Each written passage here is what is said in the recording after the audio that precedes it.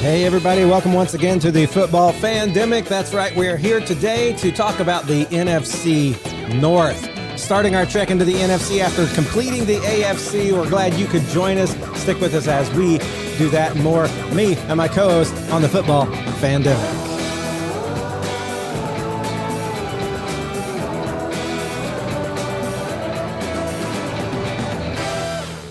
So guys, we're doing this new online YouTube streaming sort of thing, and I'm still figuring that out. Last week I realized that when I click off of my camera, my audio goes away, and so I had to do some fancy cutting to make that song work. So this week, you guys all got to look at us sit here as that theme song finished out. But we are here ready to talk about some NFC North. But before we do, as always, we're going to hit some of our breaking news that's going on in the world. This time of year, there's not a lot, but I know there's some. Because we haven't met for a couple weeks and there's been some big things happen. I'm going to jump right to the thing that is most exciting for me. We're just going to skip right past those first few, and we're going to come back to them. But the Jets are doing hard knocks. That, for me, is exciting. And I see Brandon. I was watching his face to see what he did, because when they said, okay, these four teams could be forced to do it, I knew immediately. No insider information, just psychic knowledge. I knew that they would pick the Jets, because my goodness, could you ask for a more juicy bit of headlines and storylines going into a season than Aaron Rodgers leaving the Packers, going to the Jets, doing this whole darkness retreat, and then, the whole long time to officially sign, and then, all these players going from Green Bay to the Jets, and of course that young core they've got there. It's going to be exciting to watch. And so I have let my Max, HBO, if you're out there listening, I basically cancel my Max whenever you get done with a Hard Knocks. So I've got to get it back. Smart on you there. I'll get it back for that month or so. That happens when? When does that start? Does anybody know? No idea. I do not know. Okay. If I feel like it goes about a month, maybe a month and a half. They probably slip just over a month, so I have to pay for 2 months of Max before I cancel. But got to get that, because I'm excited to see what happens there. HBO, I looked it up. HBO and NFL Films will debut the 5-episode series. 5. See? So about a little bit of over a month, but August 8th from 10 to 11 p.m. Eastern. Here's what I might do. I might wait until the first week and a half is gone and then get it for just a month, but it'll already be there. I won't have to wait for that first episode. So we'll see. Max, you can play your games, but I can play mine too. Matthew, you also have the option of just getting someone else's password and not paying any money. Yeah, never could feel comfortable doing that. I suppose that's an option out there. But Max, I will give you that $15 for Hard Knocks. I believe you've earned $15 going out there and filming all this Hard Knocks. From enough of us, that'll make it worth it, right? All right, what else we got? So I just jumped right down to the Jets and Hard Knocks. First of all, before we move away from that, do you have any thoughts on that, Brandon? Particularly, Mr. used to be Aaron Rodgers guy, and now you're the Jordan Love. Well, I've never X'd Aaron out of anything. I've said it on the podcast a number of times. I respect Aaron for everything he's done in Green Bay. He's an absolute monster of a quarterback, one of the best quarterbacks of his generation. And we've only seen him play for one team up until this point. And we do know the media loves milking every sort of Aaron Rodgers story. So it does not surprise me. Aaron Rodgers helps with that. Yeah, he does. He does. I don't know if he's saying specific things that make it that way, but he went on 1 week and just said, "Yeah, I'm watching Wales," and the media went crazy. Well, now, name another NFL player that could say, "I'm watching Wales this week," and have the national media take everything. He built that up. With a lot of things, like what was the COVID word? I can't even remember. It starts with an I. Toe. No, it was the not vaccination, but immunization. Yeah. From his immunized to his news about will he play, won't he play. He's gotten to a place where everybody knows he crafts the messages he's going to say. They may look off the cuff, but he knows exactly what he's going to say and how he's going to say it and what it's going to stir the pot. And the Pat McAfee Tuesdays, while we love them, we think they're awesome, they're great. I mean, the Aaron Rodgers Tuesdays on Pat McAfee. They basically set him up into a place of high drama and spotlight. And so I expect it will only get worse in New York. The spotlight on him will intensify because New York media is just going to go nuts over everything. So, Oh yeah. fun coming up.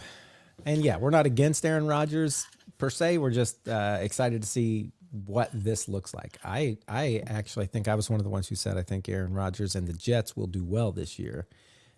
Maybe not, like all the way well, but they'll do well. And I don't know if he'll play past this year, but we'll see. All right, let's jump back to some of the other news. Julius Peppers and Mushin Muhammad to be inducted into the Panthers Ring of Honor. Okay, this must be because we have a Panthers fan on our fantasy football league, because I can think of no other reason that we would care.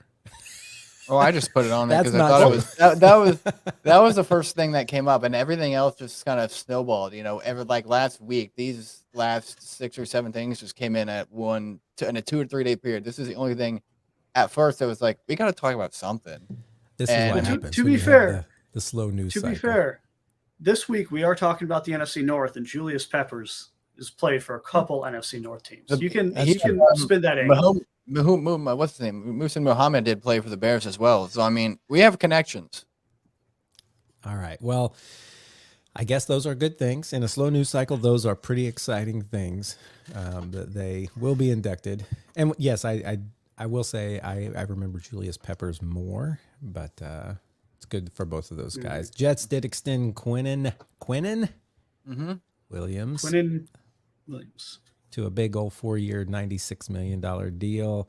That was big news. And again, every eye is going to be on them in this offseason with every signing, every extension, and how that team gels. And I'm interested to see how that team gels. They've got so many of like the old Packers, and they've got some of the young new Jets, and then they got some good head coaches there who are looking like they're making a difference in last year at least. So yeah, we'll see. And then of course we already talked about them being on Hard Knocks. Titans, here's a big one. Titans were the ones who won the DeAndre Hopkins sweepstakes. I love it when they always say there's a sweepstakes. My favorite is when you get like this player who's like junk, and then all of a sudden it's like, who's going to win the Mitchell Trubisky sweepstakes? And you're like, is that really a sweepstakes? Yeah. Am I really winning if I get that? But anyway, with DeAndre Hopkins, I think it is a win, even though I do believe he may be getting to the place where he's losing a step, but it's not like he's bad.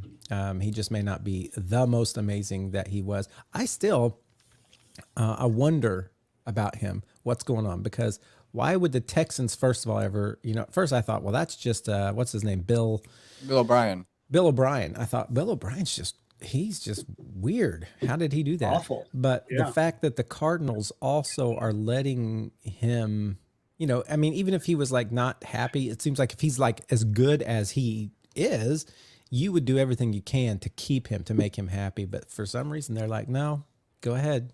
We're going to let you go. And so he's gone, and now he's at the Titans, which did not make me happy as an AFC North guy. And I know as soon as this happened, Josh is like, we got to redo all of our AFC South rankings. Yeah, we do. I'm not going to redo my AFC South rankings. I do think that he will help that team, but I don't think he puts them over the hump from where they are. I still think they have other issues. He definitely is a help, but they're going to take some time to get to know one another. I'm not redoing any of my AFC South predictions at this point. I feel like I'm still going to leave it where it's at, but we'll see. Maybe as we come across, various teams that are against the Titans and we're like, ooh, that's iffy. We can talk about those games individually, but yeah. What do you guys think about DeAndre Hopkins in Tennessee? I think he's still going to do well.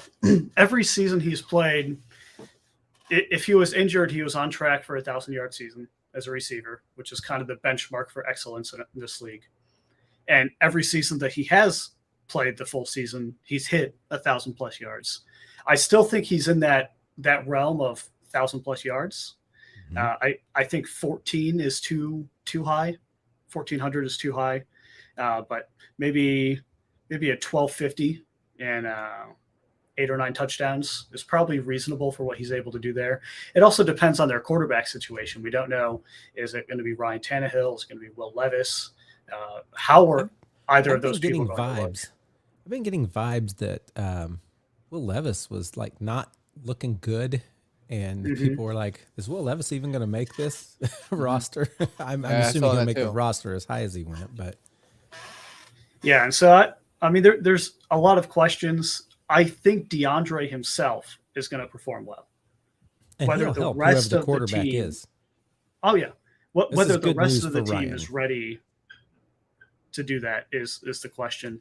And to me, this felt more like a response to them not wanting AJ Brown anymore.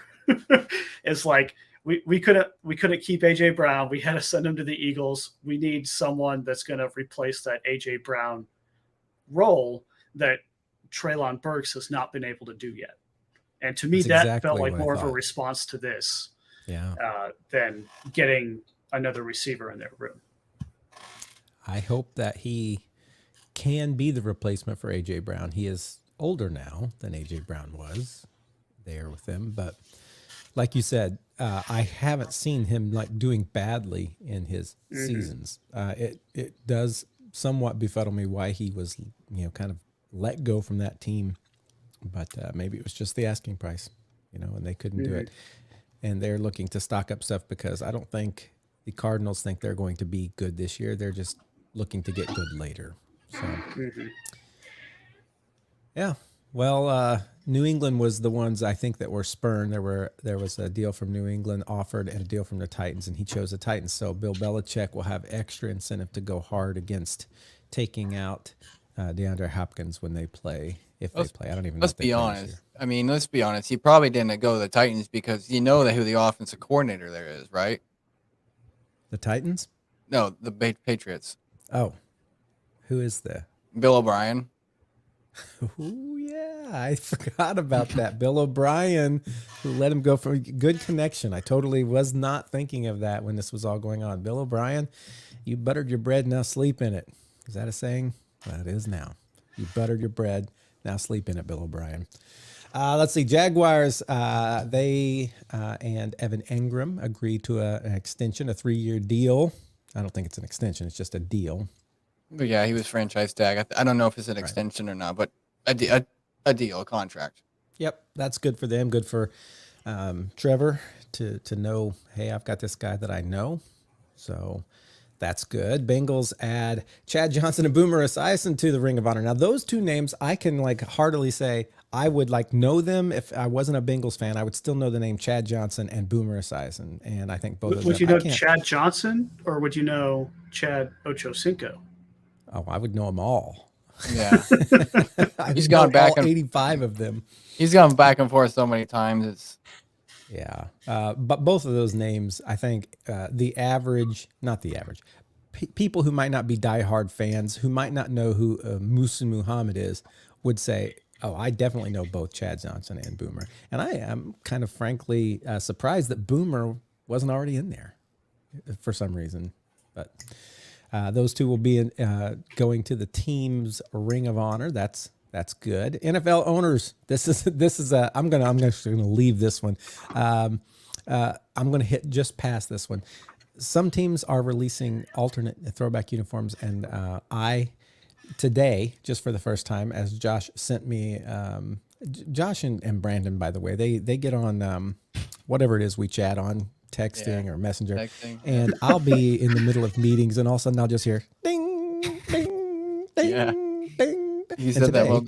After I looked at some of those dings, I saw that the Indianapolis Colts are doing the Indiana Knights throwback uniform, and I didn't get to look at it totally. I just got a quick glance at it before this, but I'll tell you this: I like the black helmet option. Pull them up. I'm not sure what I think about that uni. It's not bad, but it's a little odd looking to me. After just seeing the blue and the white so much, to see that black on there. I think we're getting a picture about to be thrown up here by Josh. For those of you who are watching, okay, get that big, get that nice and big. Yeah, no, I'm excited about it. I haven't seen these. I just saw like a shoulder to head shot, and I just saw the numbers on the side when I saw them up close with that. I think they have black outline on them, which was a little different, but yeah, that's gonna be fun. Indiana Knights. What someone said though was kind of weird is the for whoever the captains are, the captain logo is gonna be right here where my you can't see my No, we can't see any okay. cursors or anything. So The captain's logo is gonna be right next to the C, so it's just gonna be which is kind of gonna look weird in some way. You know what I mean? Like Hey. the C is. you know what happens on those Indiana nights? You get out there and you They play get some all the football win. in the dark. Let's All look I can at think of is Tom other. Petty. She real grew close. up in an Indiana town with a good-looking mama who never was around. Well, they grew up on an Indiana night watching Colts football is what they did. Let's look So at anyway, others ones real quick. Yeah, we who got we got? we got the Seahawks right here, where they're going back to their 90s. What?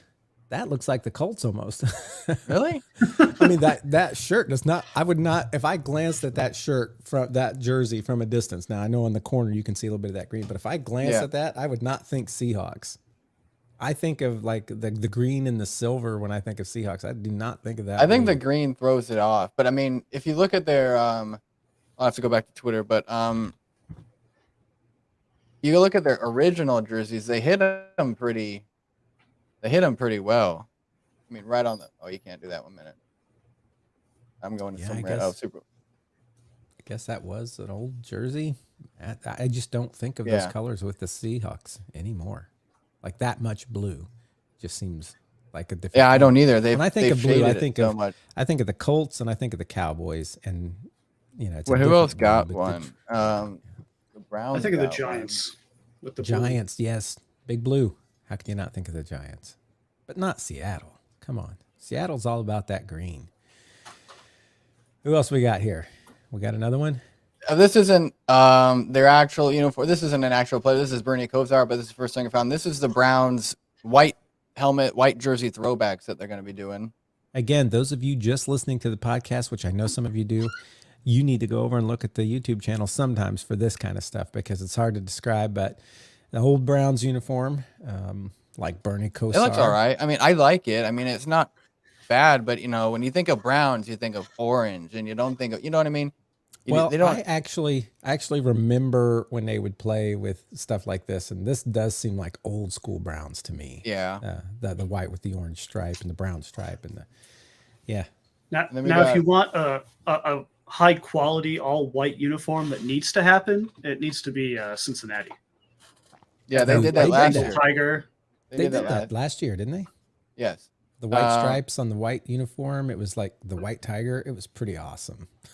I like Here's that. a couple other ones. The Vikings are going back to original throwback. I guess not original, but throwback uniforms as well. These are like the '60s look they have.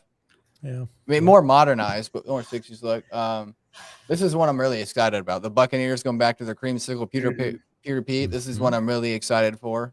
Well, we have That's seen their this best one color. as well. Yeah. And Yeah, this is that. This is good their one. yeah. And then of course the this is what it looks like on David Njoku, which is a current player. The Browns logo. Who else got one? I know somebody else did. I will say this as we're kind of wrapping this up: the creamsicle stuff, whether it's like the Tampa Bay creamsicle or the Detroit Lions, what do they call those when they're like that kind of bright blue? I love those kinds of throwbacks. Or maybe Like it was the- the Chargers. Maybe it was the And then Chargers. the I'm neon. thinking of. And then the Falcons got for 3 games. I think one of them, when I won a Cody, which is our fantasy league, he texted me. He's a Falcons fan. Mhm. I think he said one of these games is going to be against the Commanders. So basically, they're going back to this old school red helmet they used in the 70s and probably 80s sometimes. Yeah, I like that helmet. Yeah, That's I a like good this one too. I'm just hoping that at some point they go back to. I think Matthew knows this but those whole black, completely black, black helmet, black logo, black jersey. You know what I'm talking about? I do like those dark uniforms. Yeah. When they were very rare, like more teams have done that now, where they have like the full dark uniform. But when it first came out, I'm like, oh, that is so cool looking. I don't know, it looks more like a RoboCop sort of thing.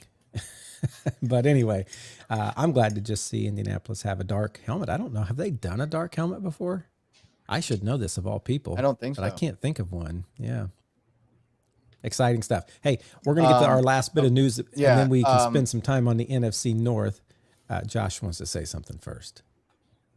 I was going to say that, of course, although it's not been released, I think the Broncos did one too, but or they're going to do one. They're releasing one. They released a teaser for it, but Titans, I think this either this Friday or next Friday, they're supposedly releasing their oil. They're going back to the Oilers for an alternate uniform as well, more modernized, but they're going to go back to their Just Oilers weird to style. me. I think of Oilers, I can only think of Texas. It's just hard for me to think. I know they, same team moved to Tennessee, but when I think of Tennessee, it just should be Titans, not Oilers. And I think they were for a year, right? The Tennessee Oilers. Tennessee, maybe? yeah, like when they're Yeah, it's just weird And, like- because Oilers should be, what was it, Houston? Houston Mhm. Oilers. That's, Yeah, that's where our oil comes from. it is. Makes sense. Well, the last of our big news: the NFL owners today. I think at 4:00 is what Josh Yeah. told me. Somewhere around they that will time. be voting. All the owners will finally be voting and are expected to vote positively for the sale that will take the Commanders out of Dan Snyder's hands and put them into Josh Smith. Wait, what's his name? Yeah, Josh Smith. That sounds familiar, but I don't know if it's right. I think it is, though. It's weird because I have I'm Josh I have a Harris. Josh okay, I was Harris. going to say I have a colleague whose name is Josh Smith. That seems to I don't know. Josh Maybe Harris. because Smith is such a popular last name, it's like that sounds right, but it's Josh Harris. Josh Harris. And so that's looking to happen. And right now, at least, I think Josh thinks that's going to make him happy and it's going to be great. We have no idea who Josh Harris is yet. So We just know he's owner of the 76ers, and I mean for the last decade or so, and they've excelled pretty well with from a I wouldn't say a terrible, but I wouldn't say great either. I'd say an average to a bad team in the early 2000s to late 2000s, and ever since he's been owner, they've got Joel Embiid if he's still there, I don't know, and they've become playoff caliber team every year. And then he's also owner of the New Jersey Devils, which is hockey. Which anybody knows hockey, please let me know because I have know nothing about hockey, know nothing about the Devils. So I mean, he's owner of two teams, and he's not been pushed out, or people don't see him up with him. So he seems to be doing a good job. this is a good mark for an owner. Well, he's not been pushed out yet, so he's got to Yeah. be good.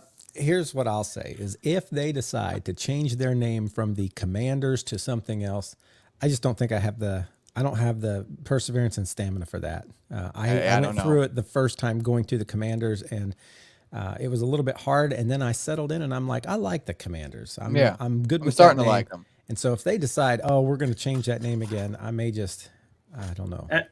I support one more change No. back to the Washington football team. I will say red. I only liked- name I like I'll the support. Washington football team.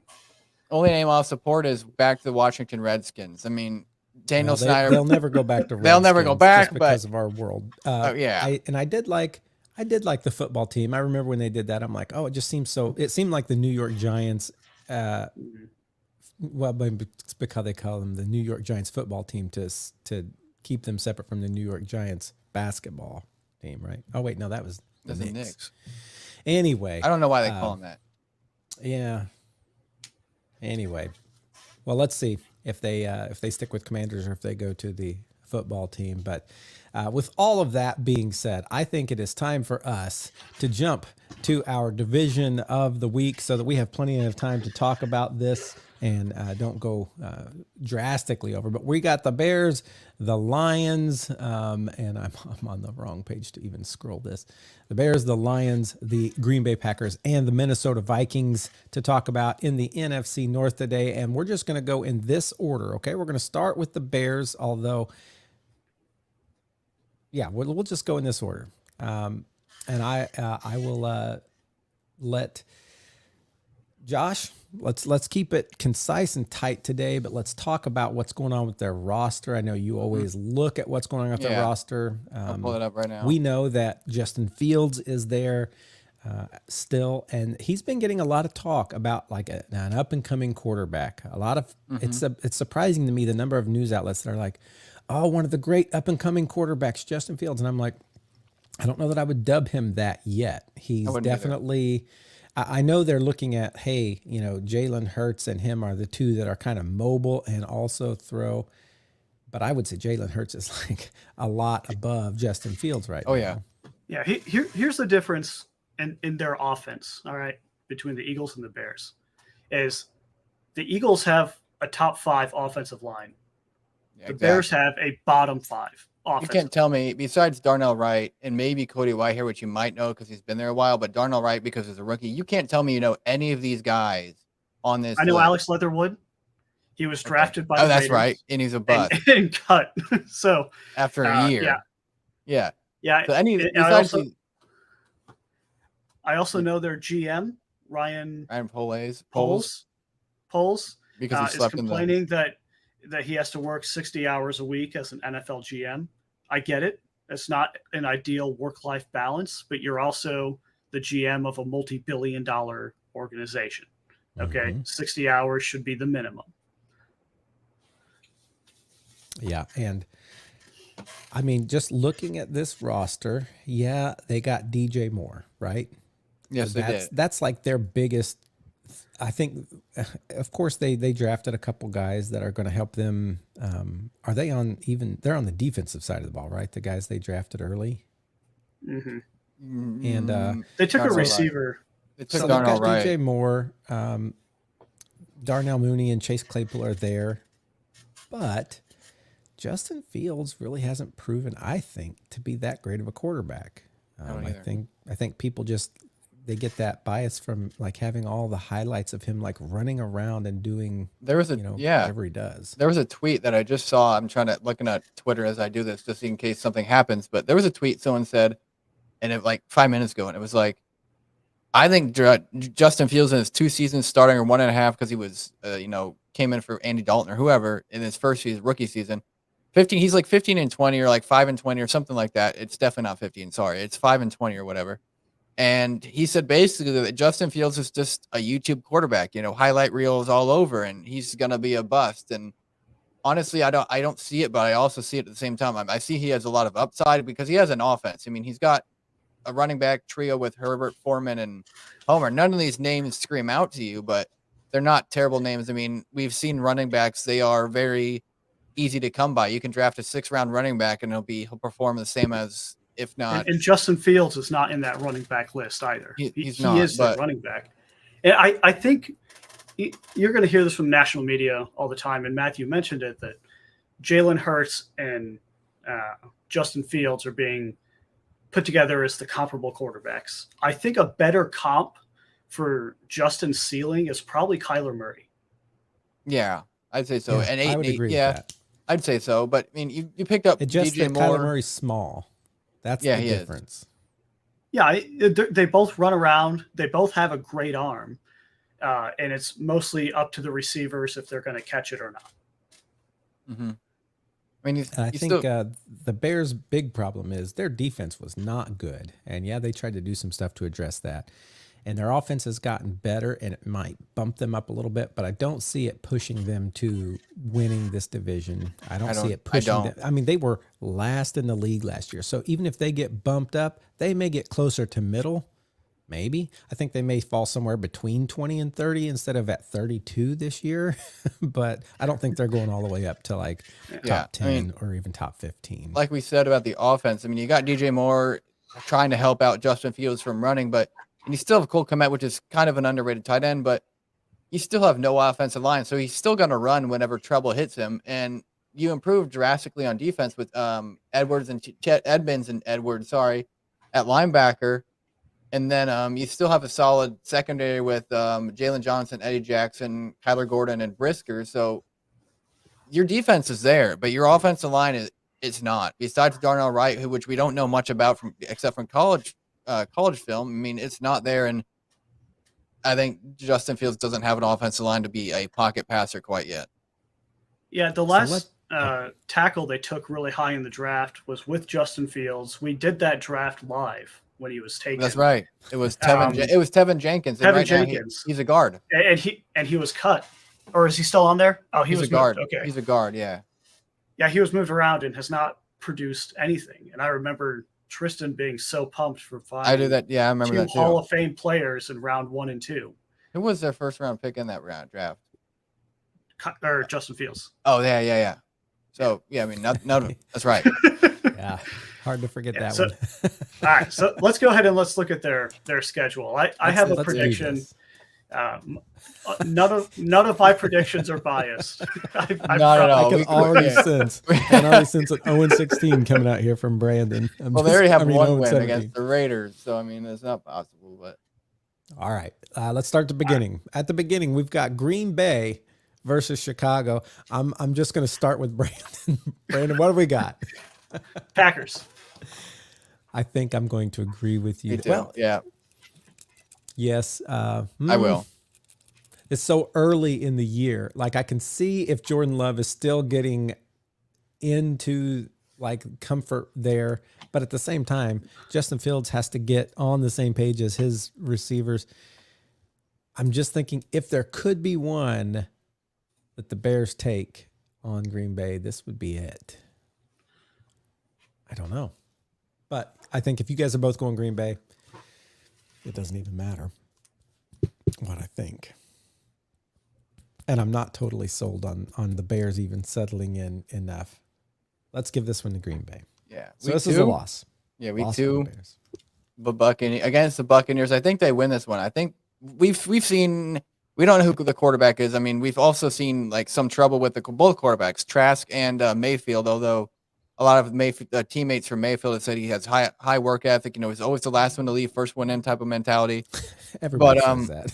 Everybody says First that. one But in, last one out. we've seen their throws in camp and practice so far, and they don't look good. I think the defense has improved a lot in more so linebacking court in Chicago, and I think that troubles Mayfield enough. And I think that Fields just does just enough work to squeak by with a win. I actually can agree with that. I can see them beating Tampa Bay. Tampa Bay, just no part of that organization is looking cohesive yet. And the Bears may not be great, but they've played together more, most of them. Yeah, I don't think Tampa Bay has taken that large of a step defensively in the backwards direction. Obviously, they're going to have inconsistency issues at quarterback. Tom Brady was very consistent for what he was able to do. We know Baker is not. Kyle Trask has not played any games. And do they have one more guy they have in there they're testing out? You're going to have Chris Godwin, who's always consistent. You're going to have Chris Evans, who's been a 1,000-yard receiver every season he's played. Mm-hmm. And that's with people like Jameis Winston. And so Jameis, though, wasn't horrible. He wasn't terrible. He was just like interception prone. Yeah. Jameis was the guy that has the absolute perfect resume for every job, except he has 35 DUIs. And so you don't want to accept him into that job because of that. 35 is a lot. Shouldn't have more. Shouldn't have one. Yeah. But I'm confident in the Buccaneers to be a middle of the road team this season. Mm-hmm. I'm not confident in the Bears being a middle of the road team. And I know the two you already voted for the Bears, but I think the Buccaneers are going to be better than we're expecting them to. Their biggest question mark is just going to be what's happening under center. And I think their under center is still going to be figuring it out in week 2. And I do think the Bears beat them in week 2. Would they get again later? Probably not. Yeah. Let's go on to week 3. Week 3, we already have them slated as a loss to the Kansas City Chiefs, and I stand by that. Week 4, we have them slated as a loss to the Broncos, which is a tougher thought, but we're saying Sean Payton and Russell Wilson are going to get something together. Wilson. Yeah, I trust them more than an offensive line of the Chicago Bears. Yeah. Big week 5. Chicago versus Washington. I don't know if this is Thursday night. Same thing last week, except probably a better quarterback situation for Washington than Justin Fields. Than Carson Wentz. But I think I'm going to go with the same narrative. I mean, I think we said about the Chiefs last week. I think they just have a better defense, or 2 weeks ago. I think they just have a better defense. So Commanders have a top 10, if not borderline, top 5 defense in the league, and a top 3 definitely, top three defensive line in the league, maybe even number 1 with all that talent on there.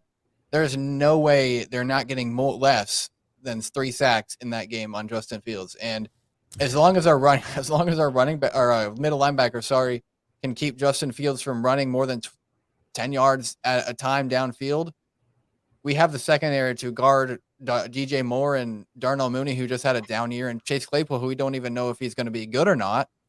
I just think that defense, even if we have a struggling quarterback, we still have an offensive unit and in our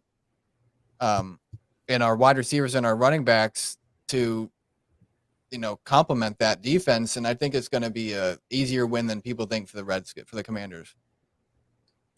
Yeah, I think I got especially under new ownership. Especially under new ownership. That's this game is at home. New ownership. That stadium is going to be full of people, and that their home field advantage is going to be crazy for the first time in like 20, 15 years. Yeah, it's definitely going to be the Commanders. There's no doubt. I concur. The Commanders will win Week 5, giving the Bears yet another loss.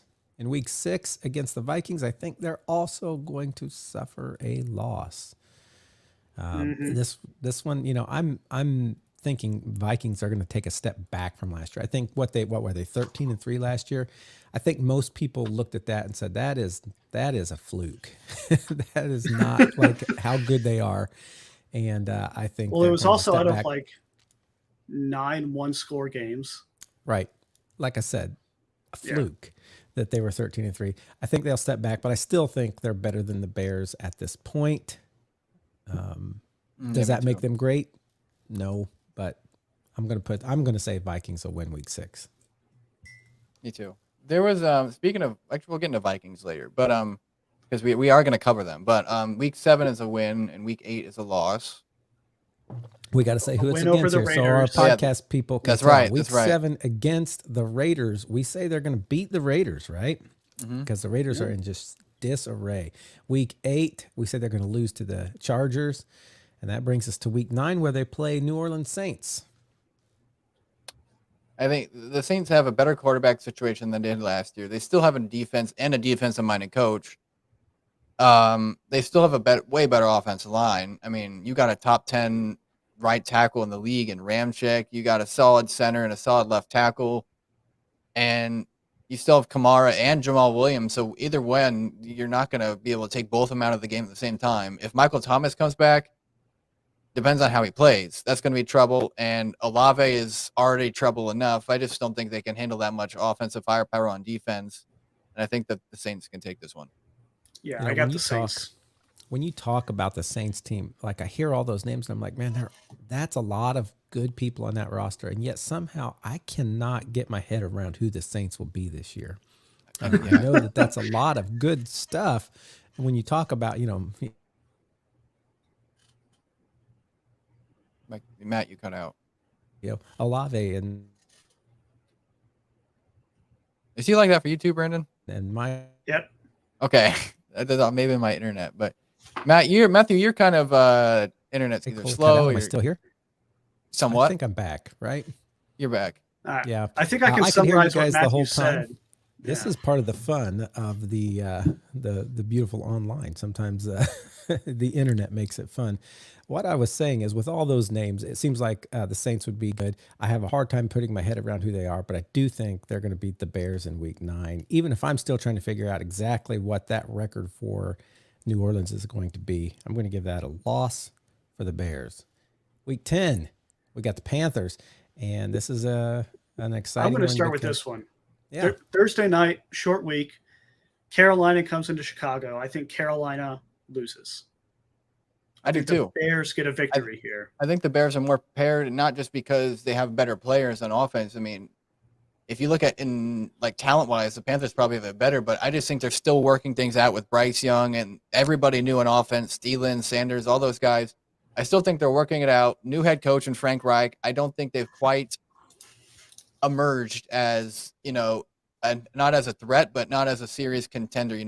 People can take them seriously if that makes sense. I think the Bears can win this one coming off a short week. They've prepared. They just faced the Saints, which is another NFC South opponent. I just think they come back and win one after a string of 2 losses.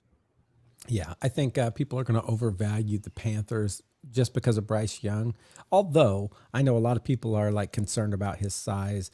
But even if his size is not a problem, he ends up being the next Drew Brees. It's going to take some time for him and Frank Reich and company. And yeah, I agree. I think Panthers lose this one. So the Bears get a win in Week 10. In Week 11, though, they go up against the Lions. Anybody want to jump on this one?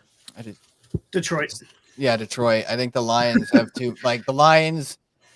What were they like 2-7 or 1-7 last week to start, and they completely skyrocketed. And I think they I know it's been a while because the NFL season ended and started, but I think they continue that. And it's week 11, and I think they're right there, 2 or 3 games ahead of the NFC North right now. I mean, we'll find out later on, but I think they're 2 or 3 games ahead of the NFC North, and I just don't think they stop, and I think they continue on. I just think they have too much. Dan Campbell is a better coach than I just lost it. Who is their coach? Who is the Bears coach? Oh, Eberflus. I think he's a better coach than Eberflus. Goff proved all the hitters wrong last year, and I just think they have a better offense to work with. Better offensive line, more importantly. Which brings we're all high. We're all very high on Detroit. I don't think we need to explain them too much. Yeah, I think you're going to see that more in this next analysis that comes right up. We got the Vikings coming in for their second contest against the Bears in Week 12. I still like the Vikings. I do too. I like the Vikings to sweep the Bears. I think we all we're all right there. and same the next week, the bye week, they'll get it. Week 13 bye week, and I think Detroit comes back and also sweeps Chicago.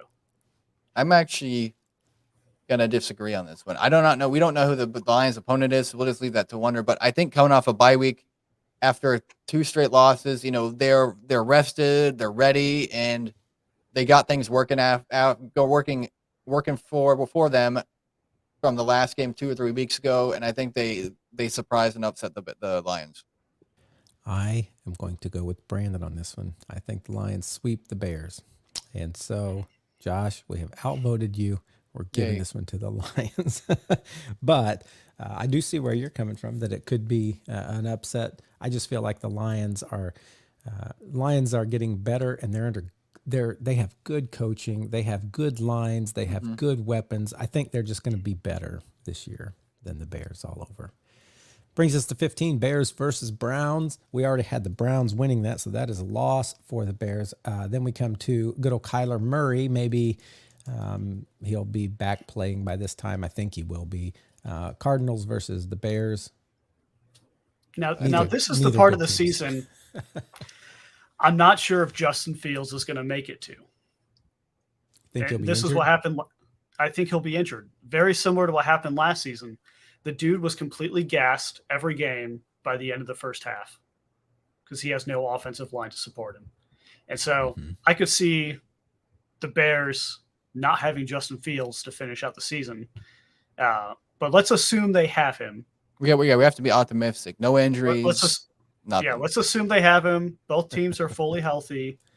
I think the Bears beat Arizona at home. do too. I was going to say the same thing. I think the Cardinals have nobody on defense. This is the one game, like J.J. Watt retired and maybe Isaiah Simmons, but he's going back to safety, and that's about all they have. Even if Buda Baker plays, I mean, him and Simmons are the only safeties they have, or only players they have, and they're both safeties. They're not going to be playing defensive line. This is the one game where we might look at the Bears' offensive line and we think, Mike, this is a top 10 offensive line because the Cardinals have nobody on that defensive line to make Justin Fields evade the pocket, run. He's going to have a field day, 400 passing yards, whatever. I think just the Bears win this one. Then we got the Bears versus the Falcons in 17. I think the Falcons are probably going to take this one. I think the Falcons have been slowly getting better, and they needed to because they were just so bad. They had like such old people and bad contracts and all the kinds of stuff, and they dumped a lot of that when they got rid of Matt Ryan and started dumping other players. I think we're going to be a couple years removed from that, and this young group is starting to gel and get better, and I think they're gonna win this one in 17. Me too. That brings us to a game that might be deciding something at the end of this year, whether it's for first place in the draft, probably not first place, but early draft pick versus will somebody go to the playoffs? We got Chicago and Green Bay. Let's start with Josh this time. What do you think, Josh? Week 18, the Packers we don't know yet. We'll get to them in two teams after the Lions, but they might be playing for a playoff wild card spot because we all think the Lions are going to win the division. But I don't know who said it. I think it was Dan Orlovsky. He said it best that they had Rodgers last year and he played okay. And as long as Jordan Love, plays up to the level of a first round quarterback, this team is going to make a wild card spot. And I think they're going to be pushing for with a couple other teams. I don't know who yet, but we'll find out in a couple weeks. But they're going to be pushing with a couple other teams for that final wild card spot. And I think this is the game that tells if they make it or not. This is going to be, I don't know if what it says 3 a.m. We're not going to be playing at 3 a.m. I don't know what time they play, but this is probably this is probably going to be a game that gets flexed to Sunday night if it comes down to it. Brandon? Yeah, I like the Packers in this one. And I think the exact Dan Orlovsky quote is if Justin Fields plays average. I think it was Jordan Love. Jordan Love. If he plays average, middle of the road in the NFL this season, this team is looking into the playoffs. If he plays like a first round pick, this team is a playoff team. And screw the Bears. So they lose. I'm gonna tip my hand a little preview here of the way Matthew is thinking. I think when it comes to Green Bay, they're going to split their games with a lot of their divisional opponents, but this isn't one of them. I think they're going to beat both of their outings with the Bears, and I think when it comes against the Lions and the Vikings, there's going to be a little more of a split going on, but the Bears, no. So I know there's a lot of people in the media who are high on the Bears this year. They think the Bears are going to improve a lot. I think the Bears might improve a little bit, but they're not going to improve as much as people think. They did not win. You said they might split. I mean, we didn't vote. We didn't vote they win any divisional game. I said they might split with the other teams, but not with the Bears. They're going to beat the Bears both referring times. to the Packers. Referring to the Packers. The Packers will beat their other divisional opponents split, but with the Bears, they're going to beat them both. So I'm saying the Bears lose this one. Just to make this really clear for everybody in podcast land, Bears lose. Bears go 4-13.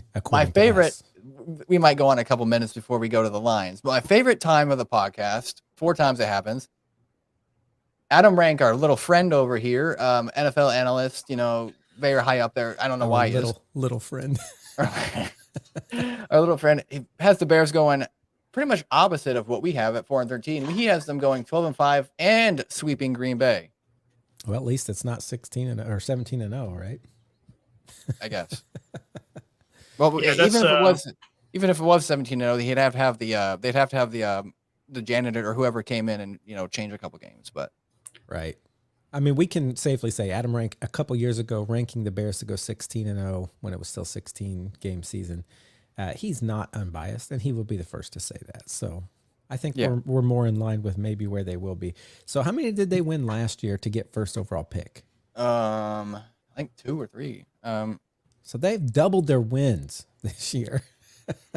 If they went 2. What improvement? What improvement, guys? The Bears getting better. Let me look.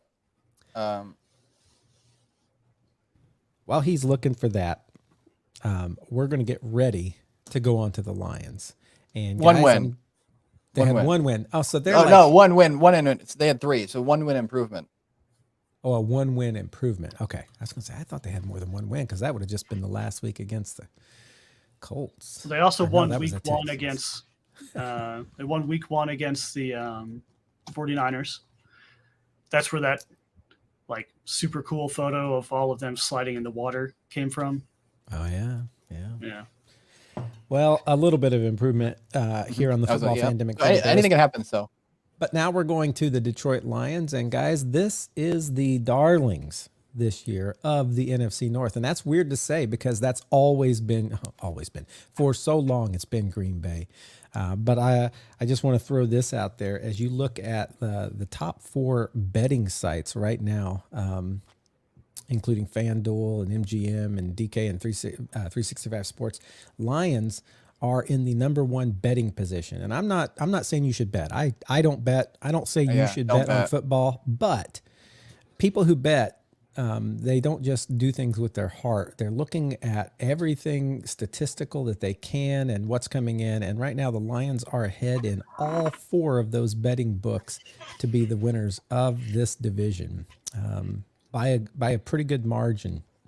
Unfortunately, and we've been predicting that on this podcast for 3 seasons now.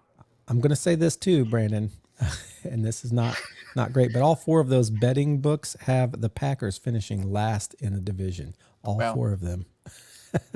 So we don't know how truthful this will end up being because we have the Bears probably ending up last in this. They have the Bears ending up. They have Lions, Vikings, Bears, Packers. We might have that switched a little bit, but the Lions, needless to say, a team that they got rid of some people like DJ Chark, I think, left them. But they put Marvin Jones Jr. in his place, right? They Yep. lost TJ Hawkinson, which was like, oh, there goes a good tight end. But they traded drafted this like Sam Laporta. tight end that people are pretty excited about. Laporta. He's from Iowa. He's going to be all right.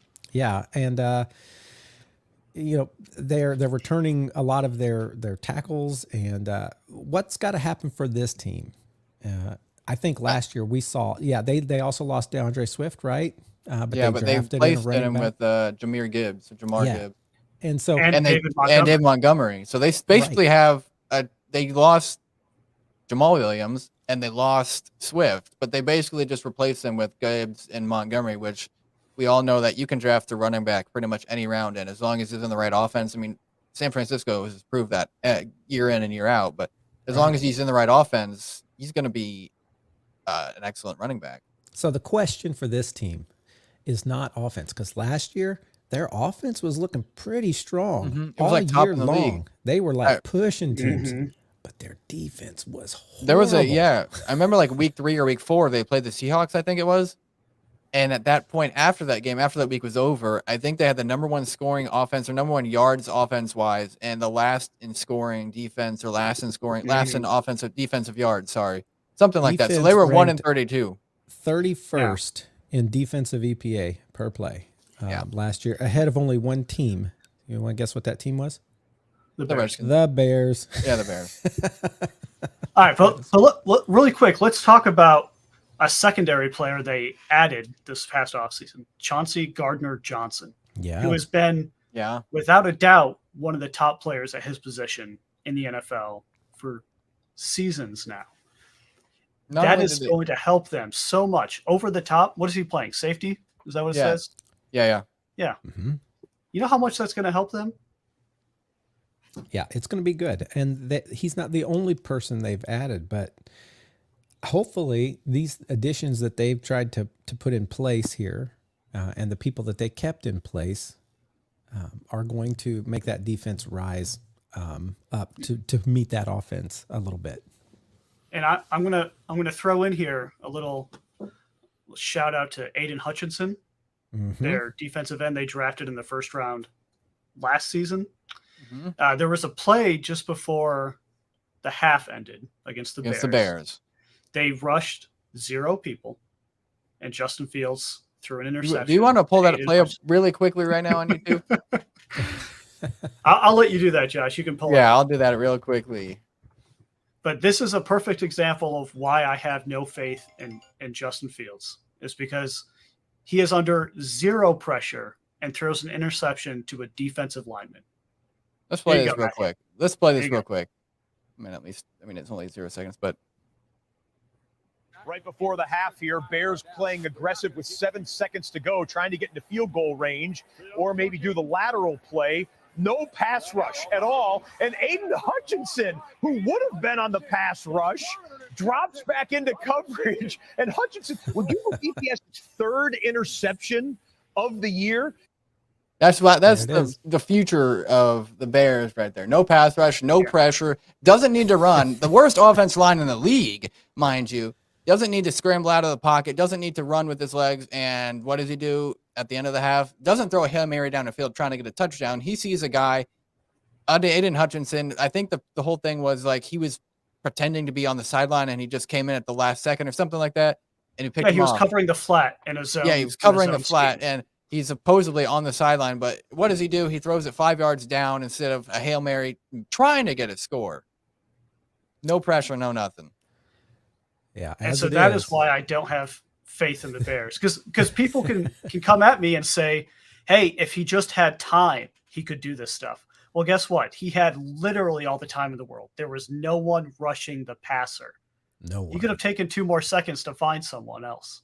So instead, he's got to spend some time improving this offseason if he wants to prove us wrong. Right now, until he does, our faith is low. Our faith is low. I think we're pretty understanding on how high we are on Detroit. For these predictions, I don't think we should dig into it as Not much. not deep. Yeah, not right not now deep. we have them we've through the AFC East or AFC side, sorry, and the Bears, we have them at 7-0 right now. So we only have to go through half their schedule right now. Crazily enough, we have them upsetting Kansas City in the first week in a surprise upset because Yeah. Kansas City's tough. I'm not And gonna lie. and mind you that we're not Kansas City fans, and even if we said it, but we also had a Kansas City fan on 2 weeks ago who said the exact same thing. He said this is a game we're worried about, and I can see them losing this. Yeah. So let's go on So- week. Oh, go ahead, Brandon. I'm going to hop into week 2. Mhm. Seattle's coming to town. They had a tough game against Seattle last season. I think Seattle still wins. I do too. I mean, Barely. But I yeah. find it to be a very, very good game. I just think they have more offense. I mean, the Lions, they have Jameson Williams, who may be slightly coming off injury. I mean, he only played a little bit last week, so he's fully recovered. And you got St. Brown, but you still don't have much of a tight end. You have an offensive line and 2 running backs, but I think there is a better chemistry between the trio of wide receivers and skill position players in Seattle and than there is Detroit. And I think that kind of, if Geno Smith plays well, I think that can very much alter the game here. Agreed. It'll be a close one, but I can then see them coming back in week 3 and just beating the Falcons hard. Yeah. Brandon? Yeah, I got Detroit over Atlanta. So, What about week 4? I Week 4. was going to say week 4. Detroit. That's what I was looking. Detroit comes to my turf on Thursday Night Football. Short week. To stick with my consistency of the Packers, I have the Packers winning this one. But realistically, I think they probably split with Detroit. And I'll give each home team the advantage. Okay. So I'll give Green Bay at home and then Detroit at home. So, So it who's is home on over. this one? Packers. That's a tough one being this early in the season. If I was going to split it, I almost would split it the other way.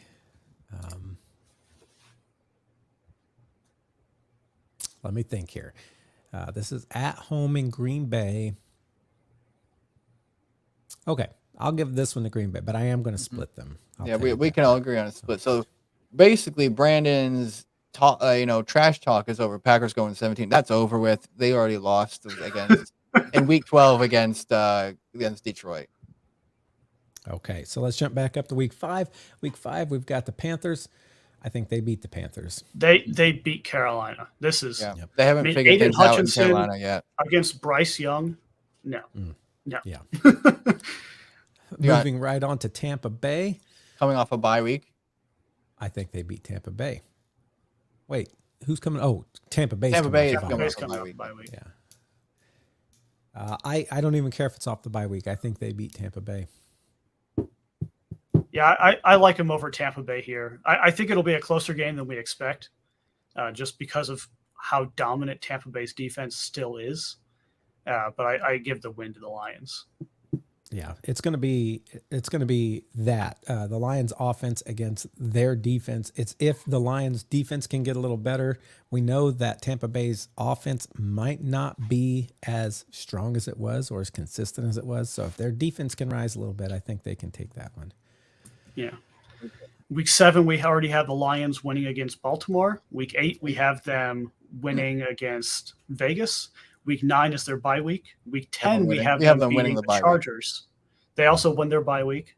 Week 11, we have them beating the Bears. Week 12, we have them on both of our games on Thursday night. They got Isn't that 2 crazy? Green Bay games on Thursday night. Yeah. This one's All the first one's at 7:15, and the second one, 11:30. So their second Thursday night game, we have them with a victory against an unnamed team. That brings us to week 13. Green Bay, everyone. We have Detroit going to New Orleans. Here's the thing. In my head, my initial thought is Detroit's stronger than New Orleans, but I'm looking at like this whole string of wins, and I'm like, can they really win this many games? Exactly. I think this is an upset. I think the Saints win this one. I think both of their teams are very equally matched, I would say, except head coach wise. I mean, very very similar quarterbacks play style, very similar offenses. We don't know what Michael Thomas has, so we're going to kind of say he's going to be good. All right. You still have Jamison Williams and St. Brown. You still have Olave and Michael Thomas. Only difference is I think this is a Jamison Williams revenge game for not paying the Lions not paying him enough money. And I think that if he plays well enough, that's going to be a factor. But I think they also have a better defense. The Saints do. Yeah, I got the Saints on this one. All right, so we're going to give them a loss at 13. They've got a win against the Bears at 14, a win against the Broncos at 15, and then we've got the Vikings at 16 and 18. I think they split. They split with the Vikings. Home and home. I agree. I got aways. What do you got, Matt? I think it's home and home. I don't really have a preference. So well, back to our buddy, the coin flip. Let's see. Let me look at this. Head is home. Head is or tail is. Wait, what were you saying, Matt? Which one is 16? Who's home there? Vikings. Minnesota. I'm going to give it to home and home. All right.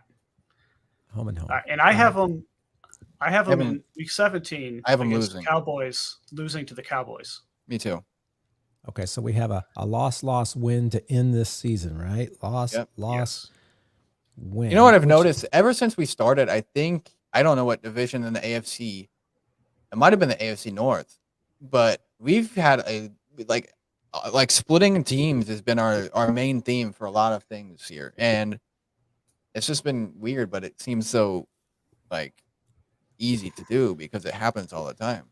Yeah, when you know teams really well and you play them a lot all the time, if one is not super dominant, it's really hard to have them not kind of pick up on what you do enough to get one of them. So I think that's fairly normal. We have the Lions finishing at 12-5, which I think is actually pretty accurate. Maybe 10 wins, 11 wins, but definitely enough for a wild card spot, if not the division. And our little friend, like I said last time, who had the Bears at 12-5, had the Lions at 9-8, which I think he's wrong. Yeah. I think he's wrong, but I don't think it's far off, if that makes sense. I'm going to come out right now and say we're going to stop this podcast of the NFC North. The rankings look good.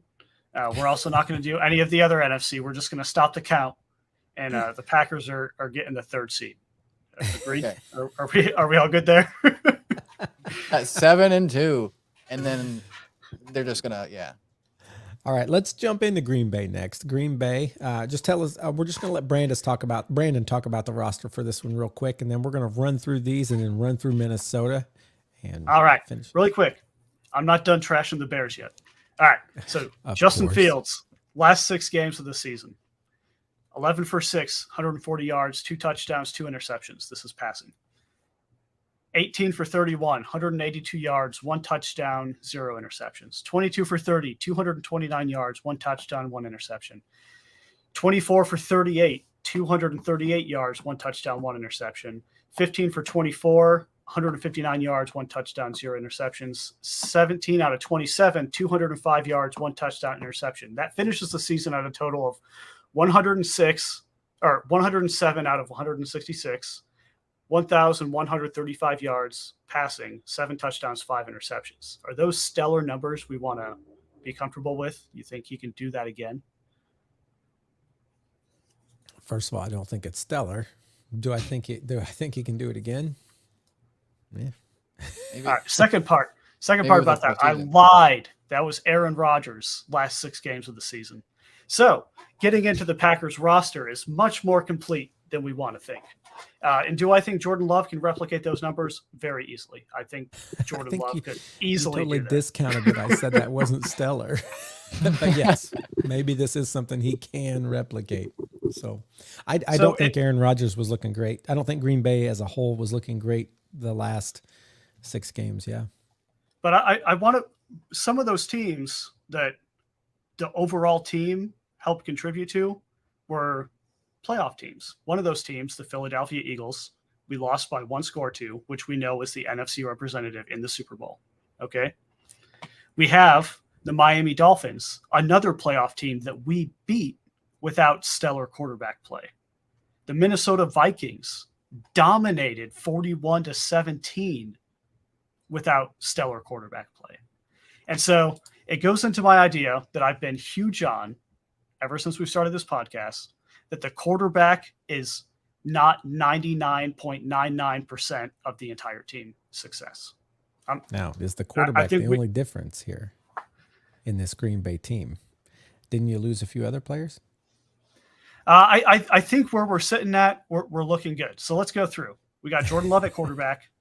I think Jordan Love will do just and fine. Sean Clifford, your future. And Sean Clifford as well. He does have Aaron Rodgers' locker, and they share a number 8 in Green Bay and number 8 in New York. It's the same number this season. Running backs. Now, I think this is where Green Bay has the leg up on most teams. Aaron Jones and A.J. Dillon is our power combo, and we know both of them are very good, very opposite plays of running backs.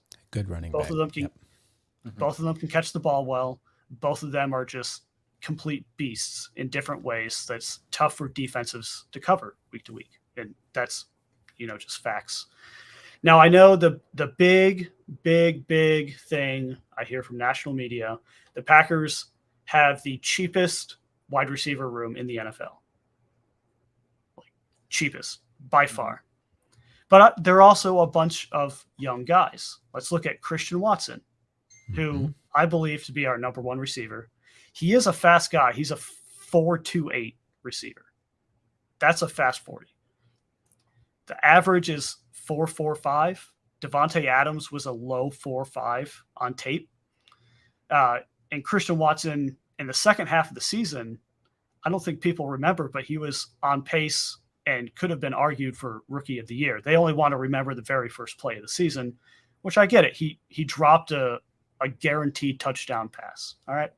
It happens. We've all dropped balls before. But Christian Watson, I do think he's primed for quite a stellar season. Romeo Dobbs. I do too. Because, if you saw on Twitter, I posted this because I was trying not to post something else, Commanders, but there was a question on there that said, name a wide receiver who will shock people in 2023. And I put this clip of Christian Watson saying, with stability at quarterback, Christian Watson is going to shock people and be a top receiver in the league for years to come. And then check out this clip. Yeah. On the fake, Rodgers lets it fly. Has Watson. He's got it on his feet and he's in for the touchdown. And which, to be fair, is the exact same play call from the first game of the season. I'm just putting that out there. He redeemed himself. We're good. But as a rookie receiver, that was a rather impressive catch. That's right over the shoulder. Standard. Right. That was probably Aaron Rodgers' best throw of the year too. Yeah. And so we've seen him also do that against the number 1 defense in the league, or at least secondary in the league with the Philadelphia Eagles. Did a similar thing. And he went on in that game against Dallas to have 3 touchdown catches. Mm-hmm. He had the hat trick right there. Romeo Dobbs, another great, consistent guy.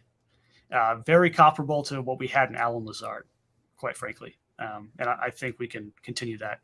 Samori Toure is the guy that comes out of Brian Gutekunst's mouth and Matt LaFleur's mouth every press conference without being prompted. Now, I am skeptical about this because usually when we hear about, oh my gosh, this person is great. And I heard it with Devin Funches, and Matthew heard it with Michael Strawn. They're hyped up in our heads way farther than they're supposed to be. Do I feel like he can contribute? Yes. Do I feel like he's going to contribute every single game, every single down? No, I think he's going to have like 7 or 8 plays throughout the season that are contributable. And I think that's more realistic. And then Jaden Reed, who's our rookie guy out of Michigan State. Everyone's high on him. I haven't watched enough tape on him. I don't have full thing. Now, the tight ends everyone's talking about, Robert Tonyan took huge regression last year, went to Chicago. He's rocking number 18 now. But Luke Musgrave has been looking mighty fine. Not prompted by the GM or the coach. So that gives me hope. And same with Tucker Kraft. And we know Jordan Love likes his tight ends. Him and Josiah DeGuara have been very tight every time they've been on the field together. And so you can expect some good underneath tight end stuff when stuff down the field is not available with Romeo Doubs and Christian Watson. All right, go ahead and scroll up there. Offensive line, I think is going to look okay. I don't think it's a top 10 line, but probably 11 or 12, somewhere in there. David Bakhtiari is back and healthy. He's going to play left tackle. And we just know he's one of the best in the league. And when he played last season, still proved that. And so he was still handling guys very, very well. Are you surprised he didn't go to the Jets?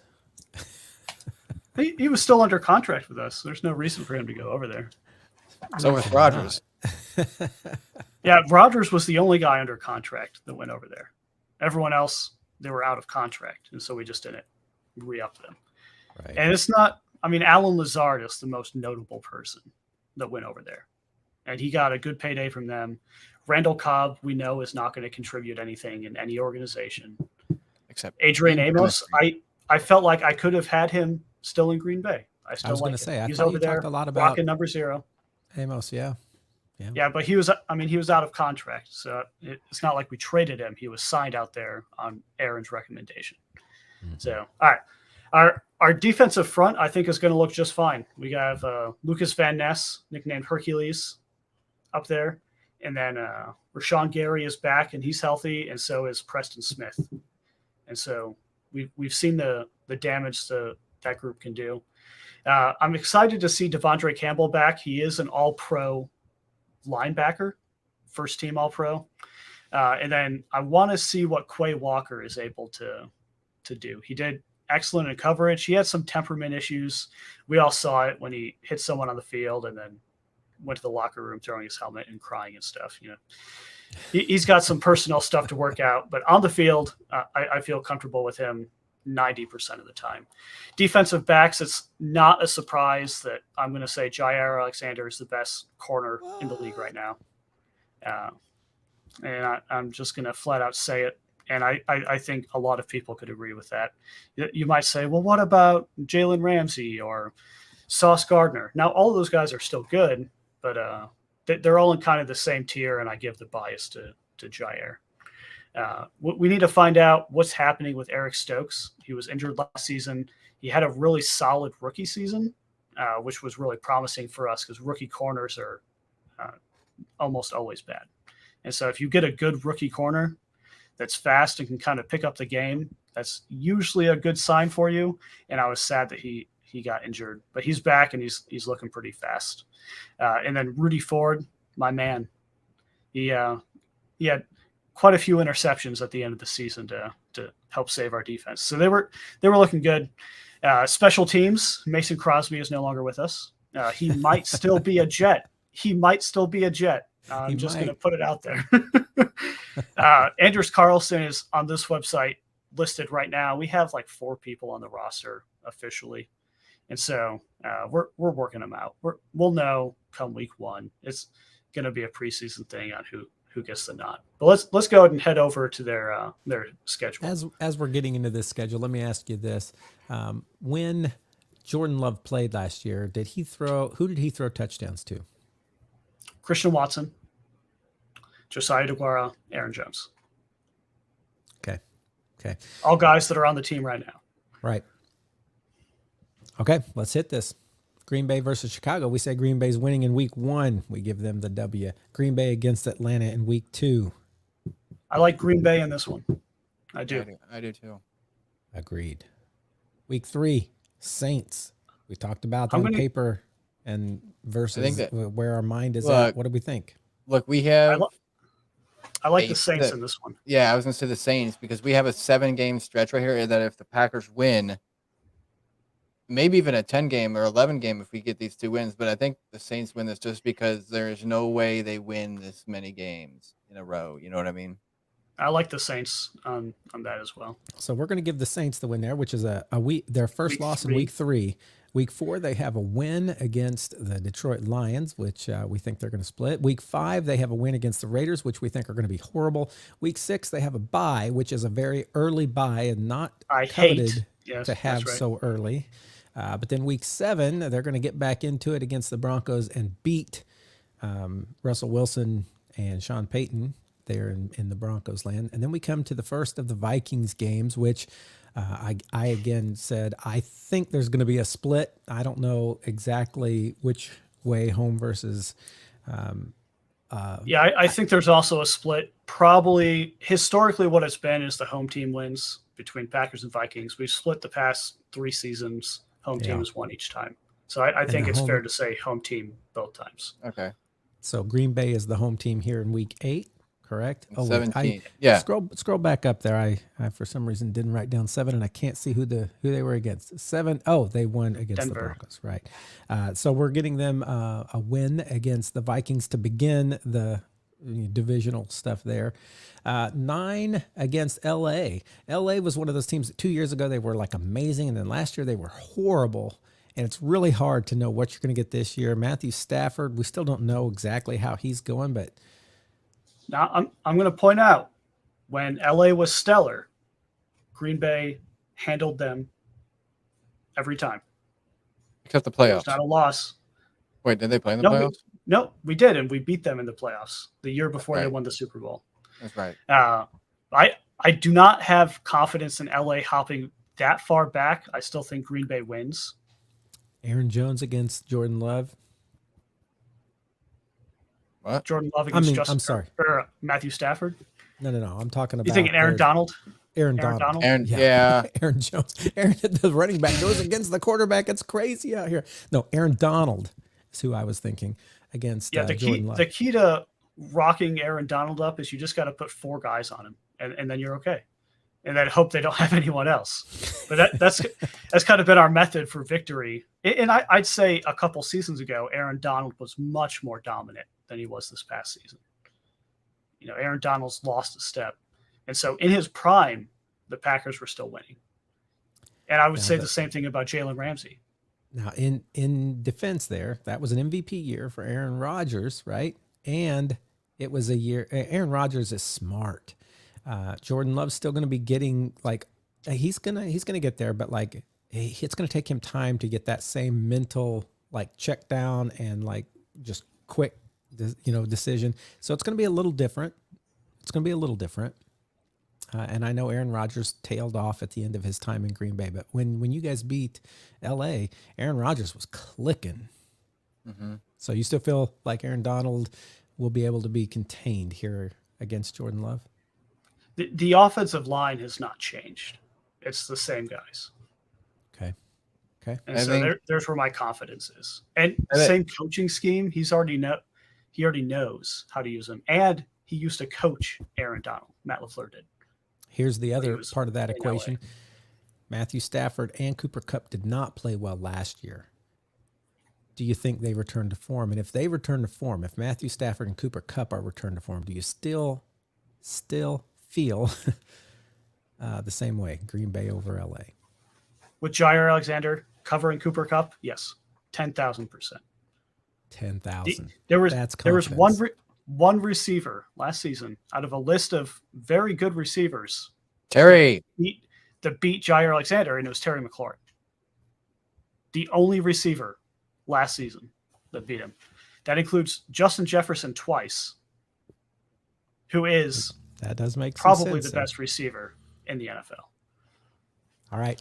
I'm with you. I don't think Sean McVay's team is going to be back to where it was a couple years ago there in LA. So I'm going to give Green Bay the win here. But if Matthew Stafford and Kupp are back, Donald's always a huge presence. It's going to be hard. It's going to be tight. We're going to give that one to Green Bay. It looks like. What number was that? Week that was 10. 9. Week 10 we have Packers beating Steelers. This is our historic bad year for the Steelers. Yeah. Week 11 we have Packers over Chargers at Green Bay. Then week 12 was the one we split Thursday nights with the Detroit Lions. Mm-hmm. Week 13, we have a loss to Kansas City at Green Bay.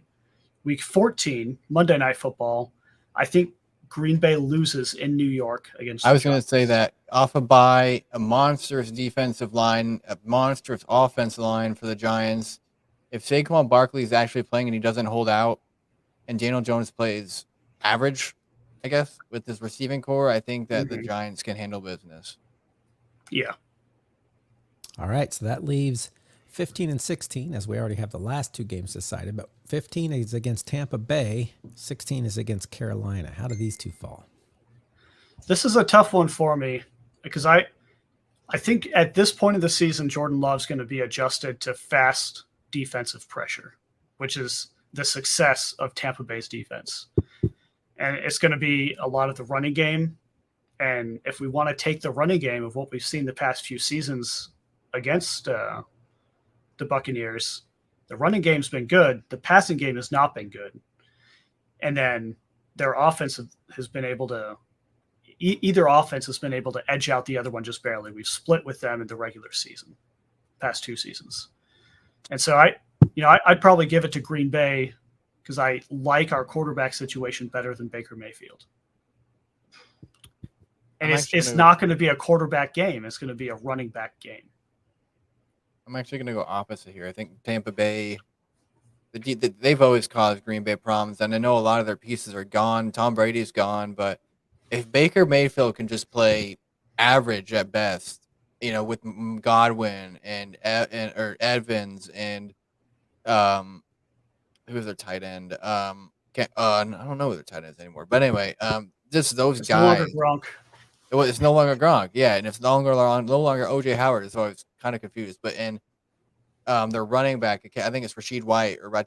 But I think their defense still has the backers number with with a first-year starting quarterback, and I think they have the advantage in this one.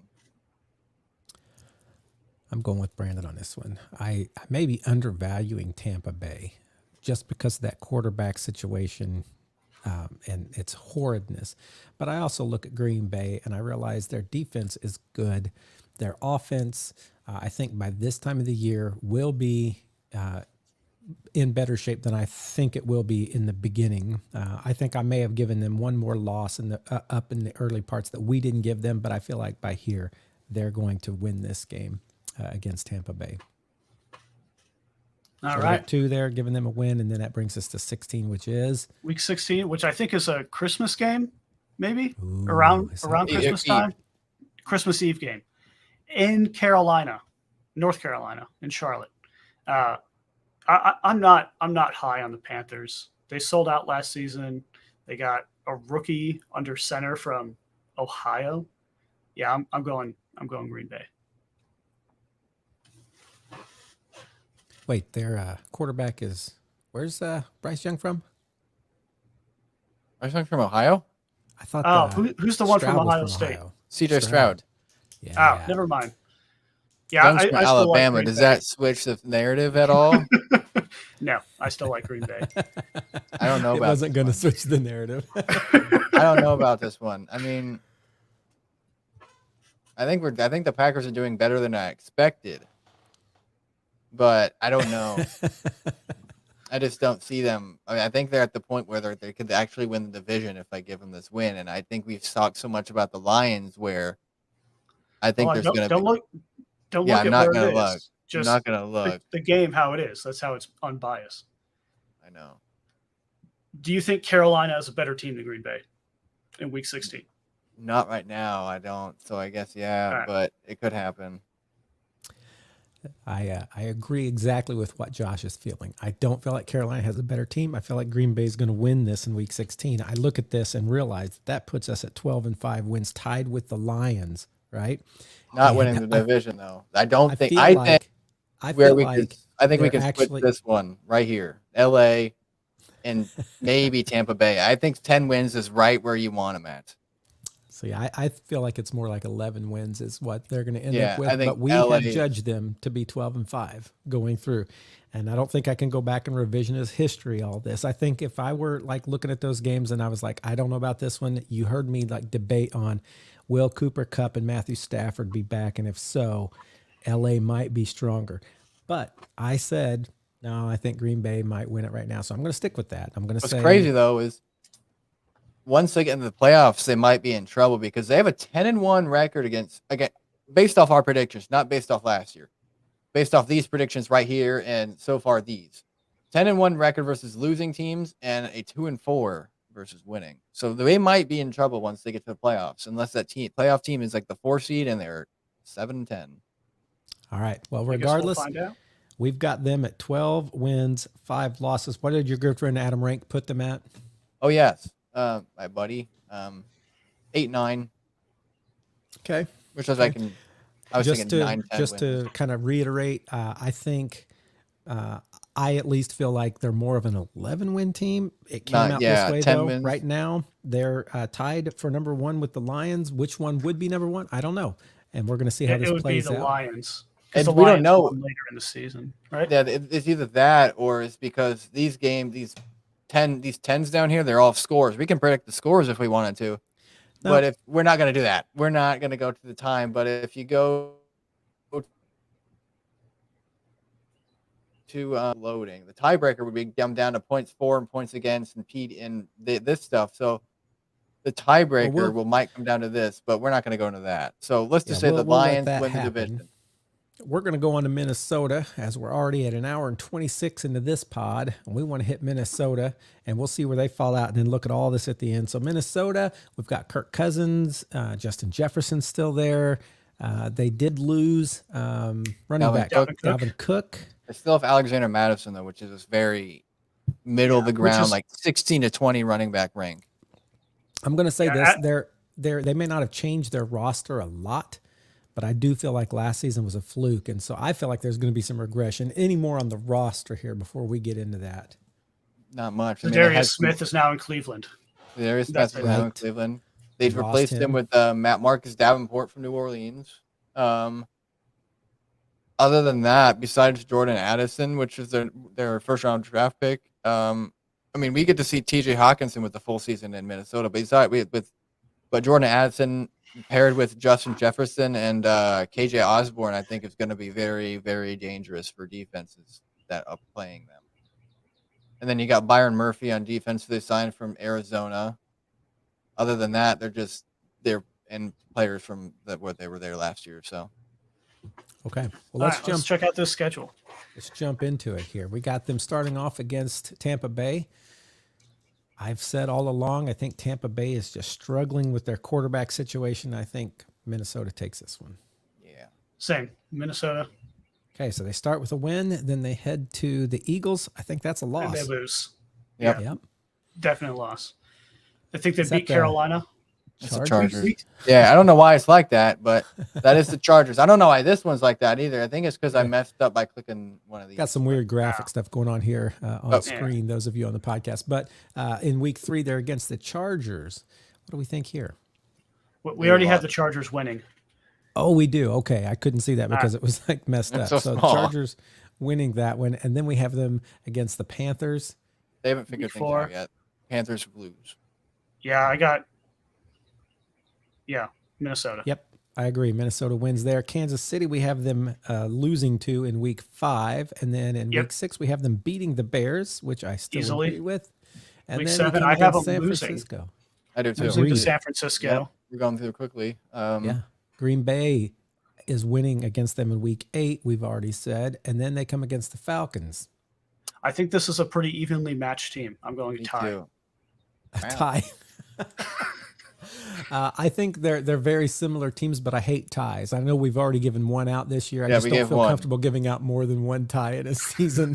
So I'm going to say that Atlanta beats them here. So what are you going to surprises some people? So what are you going to? Because if you say tie and I said Minnesota, which I'm not saying I am, but what are you going to say like team wise, Brandon, officially? I still like the tie. There's okay. Usually teams that happen in a season. Flip. I was actually gonna go with the upset and say Atlanta as well. So, all right, we're giving them a loss in week 9. Then we have New Orleans. I think New Orleans wins. Yeah, me too. Yep. So that's a loss for them. Week 11 finished. We have a loss against the Broncos and then a win against the Bears where they sweep, right? And then their bye week. They win 13. against the Raiders, who we basically are saying is the poo of the NFL this year, so it looks far, like, because they've been losing to everybody. Then they lose to the Bengals. They win against the Lions, which is weird, but we gave them the split, right? And the same thing with Green Bay. We have them winning on the split. And then we have the split where the Lions win against them, giving them a loss. So they have a record of 1, 2, 3, 7 and 4, 10. 5, 6, 7, 8. Okay. Which is- I'm I going think to it's take, I'm going to, 1, 2, accurate. 3, 4, 5, 6, 7, 8. Why do I not have 7 and 10? What do you go down your list again? Because I want to. All right. I have win, loss, win, win. No, wait, Nope, there it is. Lost Lost to San Diego week 3. Week 3. Los Angeles. Oh Is it yeah, lost? yeah. It's not San Diego anymore. It's been 5 years. A loss to the Chargers. Right. That's Yep. that's where I messed up. And then I have win, loss, win, loss, win, loss. Wait. No, week 8 is a loss. Week 8. We were going so fast through there. Yes. Okay. Loss. So I think that puts us right. Right? 1, 2, Maybe. 3, 4, 5, 6, 7, 8, 9, 10 losses. Right? Yeah. Okay, there we go. Okay, so 7 and 10 is what we have them at. So 4 and 13, the Bears at the bottom is what we have. 7 Improved. and 10, Minnesota in third place, and then Lions and Green Bay, Detroit and Green Bay, both at 12 and 5. One of them at 1, one of them at 2. TBD on Before we, how that looks. Before we continue, I wanted to try this because I was talking to Matthew about it while Brandon's mic was going crazy. But this is a trend where you have to look at these teams, and it's kind of like a crossword thing where you just pick a player that played for both of these teams and have this stat. And I want to see if we can do something along these lines. All right, this is totally random. This is off of the NFC North. So let's just quickly wrap up the NFC North. We think it's going to be, so far, one of the tightest divisions at the top that we've had. Yep. 2 12 and 5 teams, and then a 7 and 10, which is not far behind them, followed by the hapless Bears down at 4 and 13. So we'll see how that works out. Yeah. Let's go to your little grid here. Now this grid is something completely different. This is something Completely Josh random. has been They seeing do it- online. He's like, they hey, do it let's every try day. that. They do it every those day. of you who are only listening on the podcast, you're just going to have to try and keep up with where we're at because it's a little bit visual here. So right. let's go to the top of this. Let me ask, Josh, is this current or historical players? Any player. It could be All right, Carson Brett- Palmer's on there. yeah, he's right here. And it'll show So Palmer is all these let me just kind of verbally explain this. So we have 3 teams going down the left axis: Seahawks, Tampa Bay, Bengals, and then across the top we have New York Cardinals and a 10+ winning. And we have to receiving put players, touchdowns. we have to put players in here that played in both teams and fill this 3x3 grid out. So we put the Bengals, Cardinals. We put Palmer played in both of those. I tried. This is by the way, this is a 10+ receiving touchdown season, not wins. But Okay. Since I tried 99. explaining this. Since 1999. So I tried explaining this the best I could to Matthew, and he kind of didn't understand it. I'm hoping you would, Brandon. I got it. I got know. it too. We were just Okay. like Okay. in a mess. It wasn't Yeah. that it's hard to understand. It was just things were going on. So Bengals, let's go back AJ to- Green for 10 touchdowns. Yeah, Green. I'm not sure about that, honestly. I was thinking that too, but I don't know. Come on, Green. Ooh.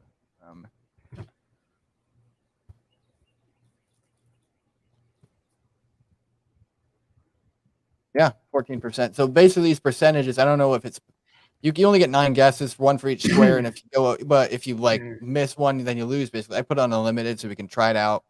But Okay. these percentages let's is how look many. at New York, keep- Seattle. All right. Oh, hold on. I think wasn't going there. I was Brandon- going the ones I know right away. So I think this those- one's random. Buccaneers touchdowns is what I'm going to go with, and I'm going to go Mike Evans. Mike Evans. I was thinking Tim Brown. Mike Evans. There he is. Yep. 81% people agree, or people said that. I was thinking Brandon Marshall for Seahawks Giants. Brandon Marshall? Yeah. I guess I only know him from Chicago and Denver. 7%. That's a low one. Not a lot of people remember that. Perry. All right. And You I'm know, going to go Matthew, you should get this one right here. And I know I just thought of it, but you should get a player for this one right here because he played for your team. And how about Seahawks 10+ touchdowns? I don't know if you can do. I don't was know if that- you can do AJ Green again. Oh wait, that's Cardinals. Sorry, Seahawks 10 plus. Yeah, I'm. It can we make a stretch for Jimmy Graham? I was thinking Jimmy Graham maybe. I was thinking Jerry Rice. Jerry, that's the 49ers. Yeah, that's not the Seahawks. Trust me on this. I'm gonna put Jimmy Graham in to make sure, but I'll pull up Jerry because you said it. I'm gonna pull up Jerry Rice later. Jerry Rice, did he play for the Seahawks? Yeah, he went. No. That was his last year. I promise you, it was. I'm looking this up because that was my first thing. Jerry Rice, right there. And then he was on the practice squad for the Broncos, and he got cut. So he wouldn't be for the Broncos because he didn't play a full game. But so you think he got 10 touchdowns that year? No, it's just 10 touchdowns anywhere in his career since 1999. So it could have been for the 49ers. Oh, I thought it was for the Raiders. Oh, yeah. No, it had to be for that. It had to be any touchdown, any 10 plus touchdowns in his career. I'm going down to see if he actually did though. Career. That just makes it too easy. So he did not. He was one away in 2001, but he had 362 yards and 3 touchdowns with the Seahawks. All right. Let's see. So I'm going to leave the square last because I want Matthew to try to get it because I know a player that played I'm great. sure you're talking about like Hasselback, maybe? No, a great player for the Colts, Ring of Honor, Hall of Fame player, around since the 2000s. I don't want to give away his position, but let's get these 3 away first. Okay. Did Rosen play for the Buccaneers? Josh Rosen?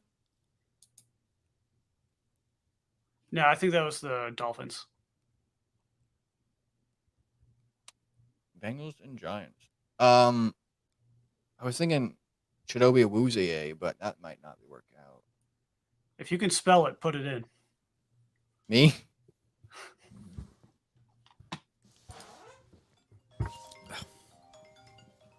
That's not right. It didn't show that up. might be the extent of what I know. I'm gonna try. We have unlimited guesses. I'm gonna try. Oh wait, not Warren Sapp. Simeon Rice. For here, he was drafted by the Cardinals, and he excelled with the Buccaneers. I was thinking Josh Rosen. Giants, Buccaneers.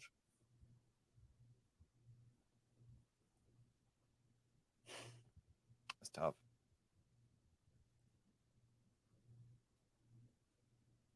I was thinking Hodgins, but not him. Bengals, Giants. I don't know. Kadarius Toney went to Chiefs. Yeah. Yeah.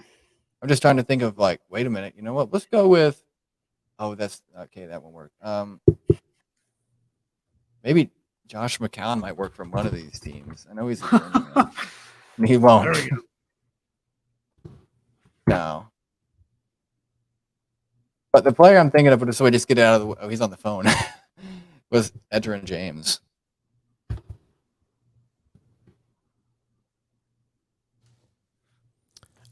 Still nothing on those last 2 squares, huh? No, but we put on Edgerrin James while you're on the phone. That's the player I was talking about, the Colts player. Yeah, that's. I remembered he went to the Cardinals. I didn't remember him being with Seattle, to be honest.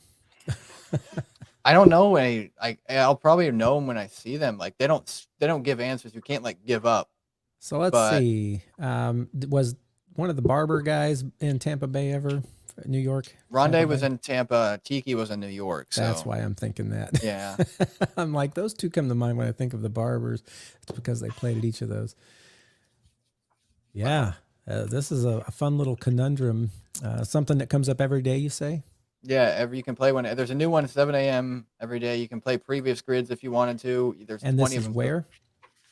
Dynasty-daddy.com/gritty or gridiron. Sorry. Okay, say that one more time, really slowly for our listeners. Dynasty-daddy.com/gridiron. Dynasty-daddy. I'm sure that has something to do with GoDaddy or something. That just sounds weird. I don't know. Yeah. Dynastydaddy.com. All right. Well, I don't know that I have anything for I don't either of those. So we're gonna let Josh continue working on those since you can't give up. Wait, Brandon has one more guess. We have an announcement. An announcement. Anyone listening that will happen to be in Wisconsin this weekend, you can find yes. Josh and myself attending the Packers owners meeting on Monday, but we'll be in Milwaukee for part of the day on Saturday.